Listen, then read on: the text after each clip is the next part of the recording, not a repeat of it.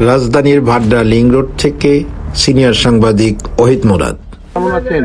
আলহামদুলিল্লাহ ভালো আছেন? কেমন চলছে?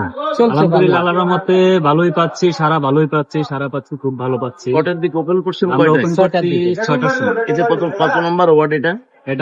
এটা হচ্ছে 21 নম্বর ওয়ার্ড।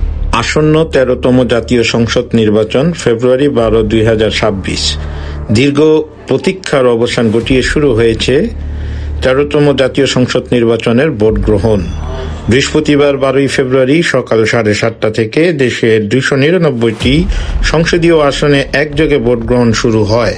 বিরতিহীনভাবে এই প্রক্রিয়া চলবে বিকেল 4:30 পর্যন্ত।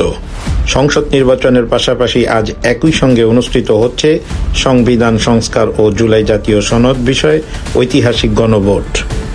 নির্বাচন অবাধ ও সুষ্ঠু করতে মোতায়েন করা হয়েছে দেশের ইতিহাসের সর্বোচ্চ সংখ্যক আইন শৃঙ্খলা রক্ষাকারী বাহিনীর সদস্য।